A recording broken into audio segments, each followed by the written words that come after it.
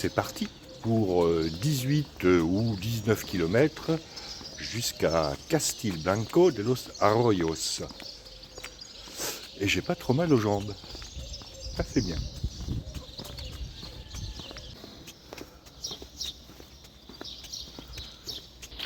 Il n'est pas encore 8 heures et la ville est encore endormie.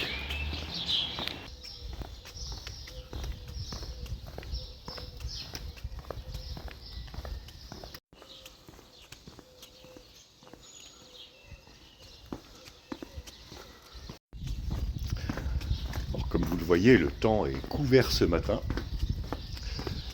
J'espère que ça va se maintenir comme ça. Là c'est agréable, il fait pas chaud. Donc c'est parfait pour marcher. Alors hier, l'auberge était quasiment pleine. Et je me suis retrouvé à manger hier soir dans un petit boui-boui du centre-ville avec un Allemand, un Irlandais et une Anglaise. Ma foi, c'était très sympa.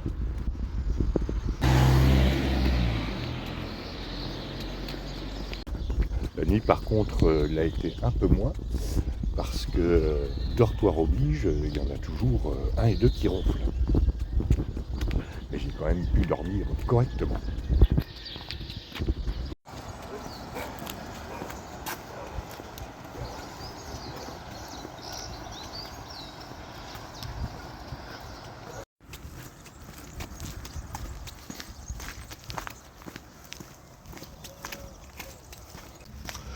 J'aurais pu continuer le long de la route, ça m'aurait raccourci, mais après les routes d'hier, je préfère prendre un chemin, en espérant que ce ne soit pas inondé.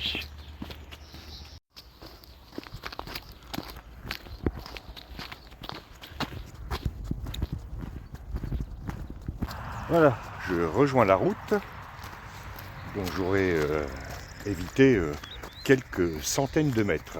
C'est déjà ça de prix. Par contre, je ne vais pas échapper aux quelques centaines de mètres le long de la zone artisanale. Encore.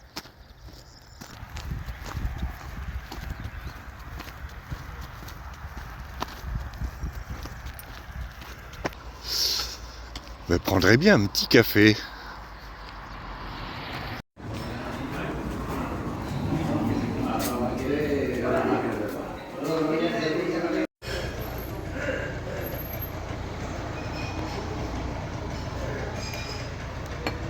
J'adore les endroits comme ça. Ce petit boui-boui fréquenté par les locaux, c'est une bénédiction.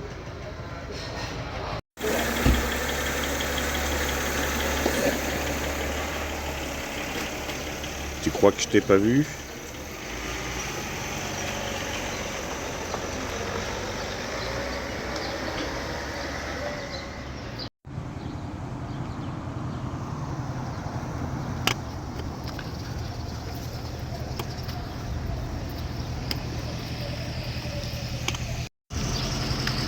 Bien, après ce petit café, qui ma foi m'a fait plus grand bien, il est temps de repartir.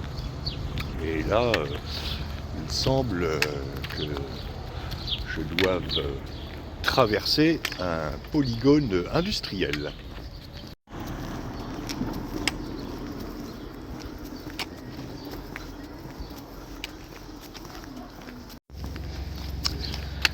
Et il n'y a pas intérêt de rater une flèche jaune parce qu'il n'y en a pas beaucoup. Et je sens quelques gouttes. Enfin, un petit crachin.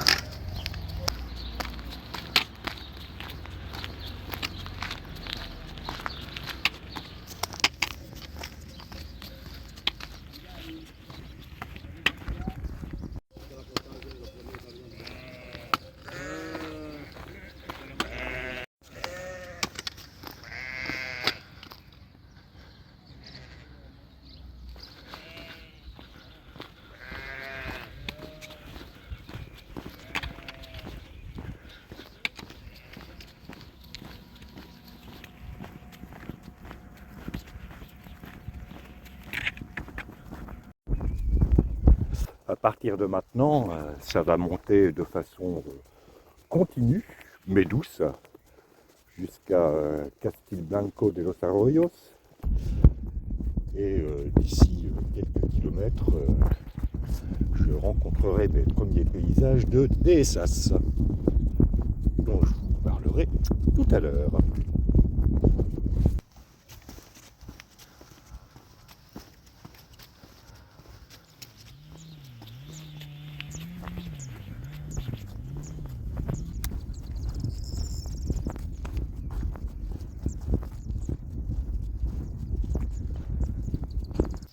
Je m'attends à ce qu'un cavalier armé jusqu'aux dents galope à ma rencontre pour me demander ce que je fais sur les terres de son seigneur.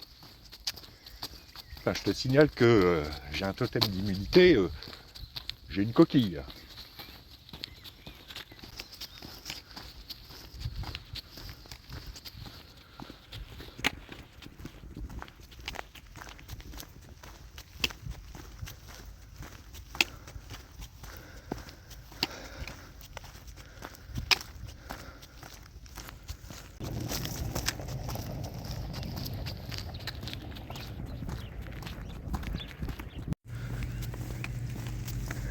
Face à moi, ce que vous voyez comme montagne, c'est la Sierra Norte que je traverserai,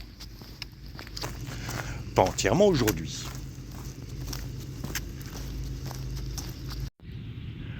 Alors je ne sais pas ce qui est en aménagement là-bas,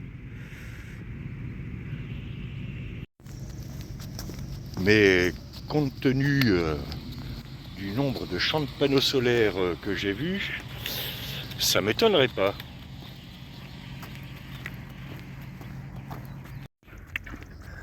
Parce que les engins qu'on voit là-bas sont clairement pas des engins agricoles. Et si c'est vraiment un champ de panneaux solaires qui est en construction ici, bah ça relativise notablement le terme d'énergie verte qu'on attribue à l'énergie solaire. D'ailleurs, aucune énergie n'est réellement verte.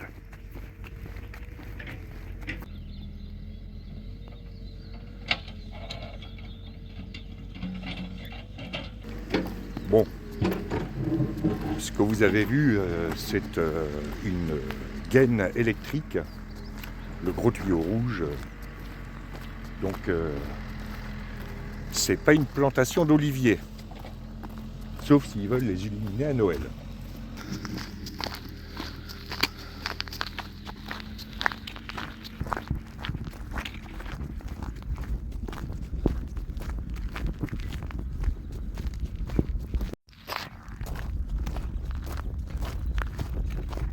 J'espère qu'ils chassent pas les pèlerins. J'aborde un paysage typique de cette région et des régions un peu plus au nord, qui est un paysage de Dehesas. Bon, je vais laisser passer les cyclistes avant de continuer. Voilà.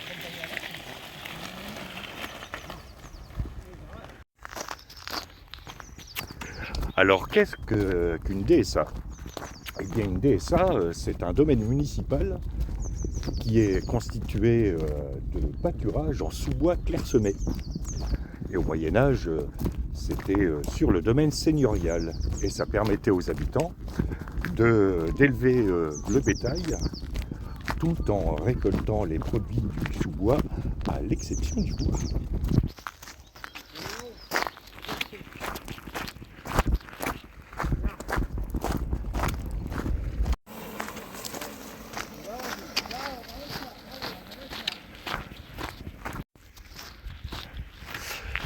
Je dois dire que les VTT qui déboulent dans les descentes à fond de train sont un peu ma hantise.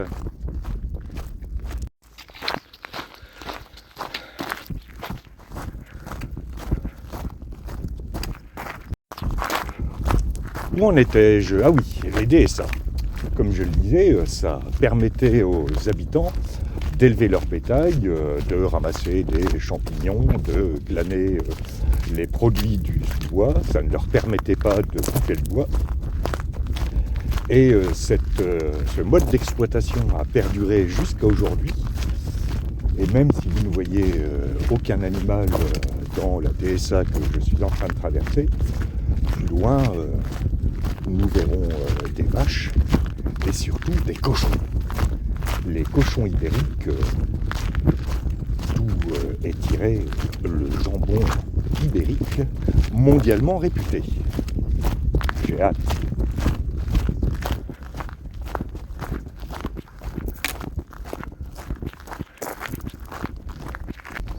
Bon, bien entendu, l'exploitation agricole intensive a tendance à faire s'effacer peu à peu ce mode d'exploitation agricole qui, ma foi, me paraît bien sympa.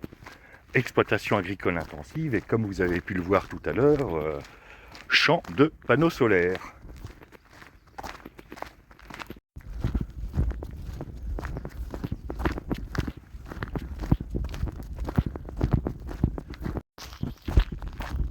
Je parle d'une énergie écolo. Bref, l'existence des DSA a un autre avantage, c'est qu'elle permet de maintenir la population dans des régions qui, sinon, seraient désertées.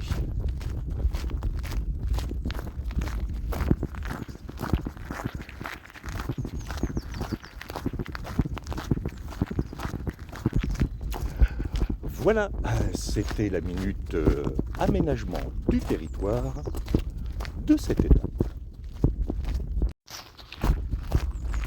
J'ai hâte de rencontrer des cochons.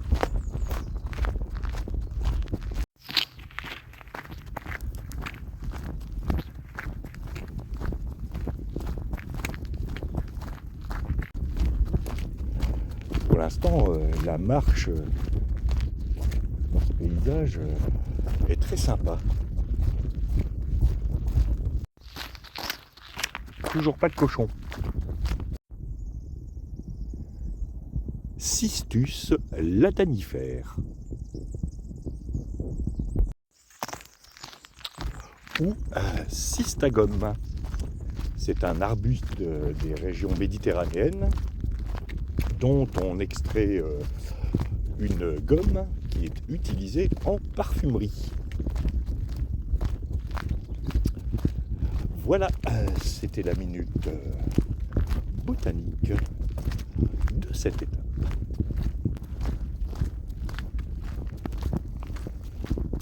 Qu'est-ce que je suis balèze en botanique. Heureusement que j'ai du réseau aussi.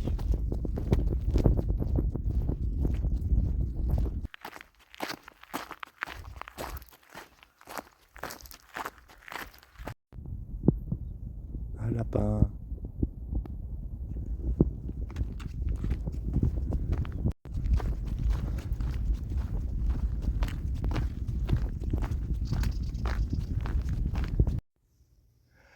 Allez, pause orange et barre de céréales.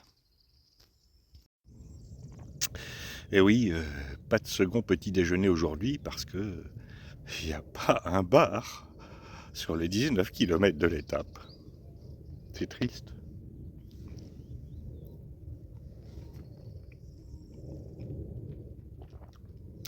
Ah bah il commence à crachiner, c'est malin. Ah, j'aperçois des pèlerins là-bas, je ne sais pas ce qu'ils attendent.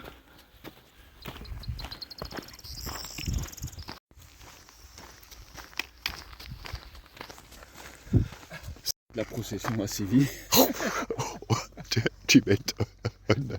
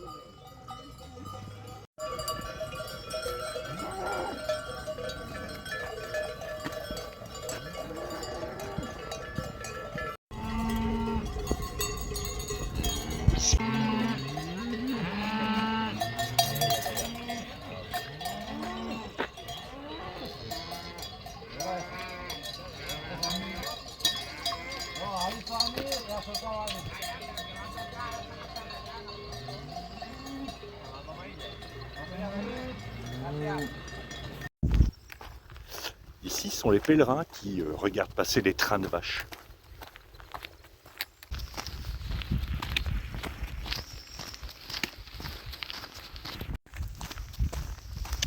Je me demande si je vais pas sortir la cape de pluie, vu qu'il crachine de plus en plus.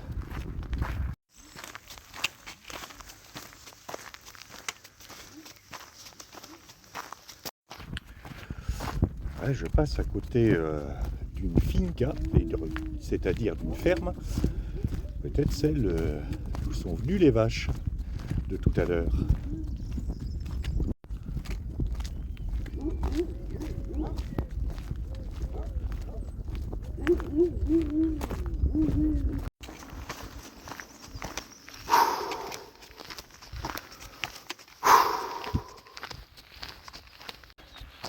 Ça grimpe un petit peu quand même. En plus, commence à faire chaud. Et les filles.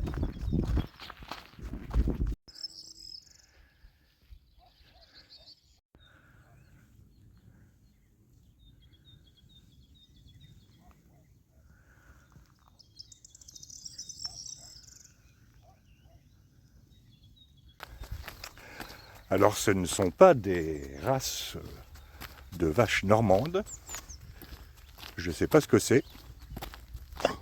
En attendant que je trouve ou qu'on me l'indique au village, je les appellerai vaches marron et blanches espagnoles.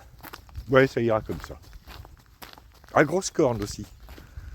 Parce que elles ont des grosses cornes.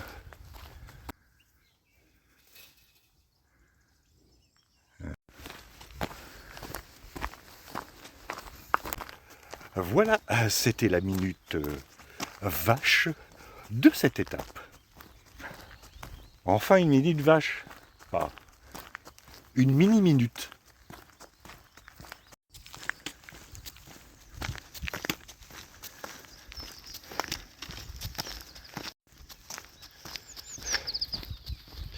Passage à l'heure d'été. Il doit me rester, je sais pas, 6 ou 7 km à faire, grosso modo. Buen dia.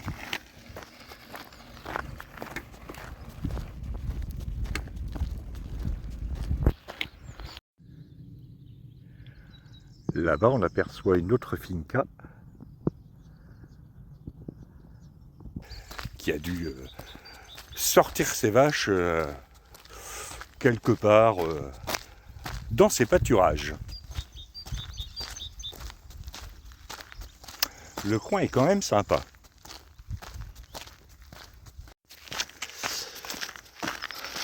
J'ai retrouvé une grande piste carrossable. Et il me reste un peu plus de 4 km et demi à faire.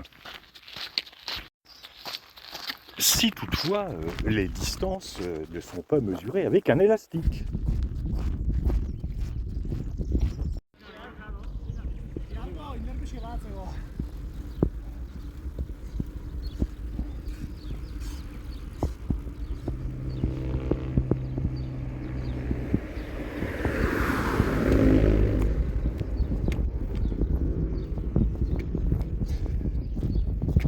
C'est moins dangereux que le passage de la sortie de Santi Ponce.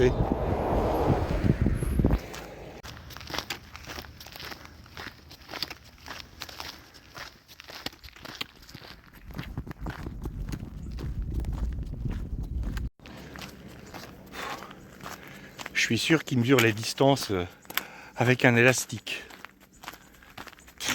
Ils sont longs ces 2 derniers kilomètres.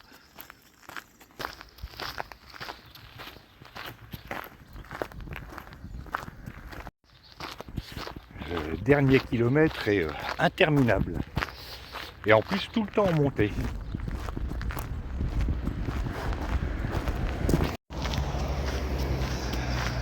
Voilà, j'arrive à Castilblanco de los Arroyos,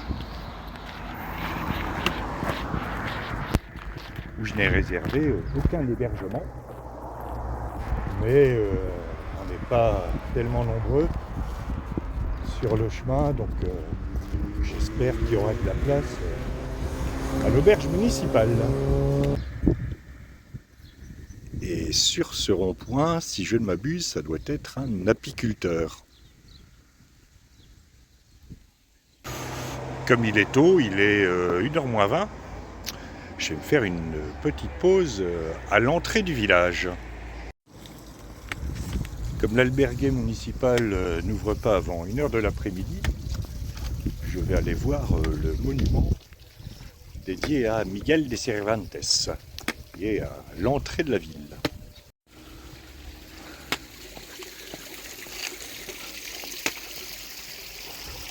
Miguel de Cervantes, auteur connu de Don Quichotte de la Manche. Pas la Manche en France, mais la Mancha, qui est grosso modo située au centre de l'Espagne.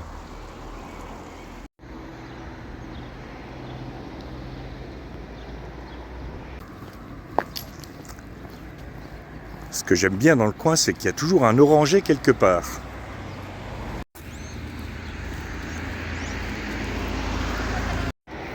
Alors, normalement, l'albergue municipal est derrière la station essence.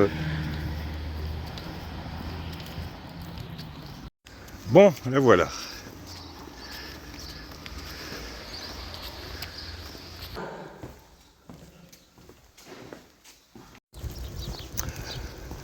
Bon, direction le centre-ville. L'auberge est tenue par deux Québécoises très sympas qui font du bénévolat, elles m'ont dit, pendant une quinzaine de jours. Et elles m'ont précisé que s'il fallait que je fasse des courses, c'était maintenant, parce que les magasins ferment à 2h et ils sont fermés demain. Et comme demain l'étape est assez longue, je vais peut-être faire quelques provisions. Puis manger un petit peu.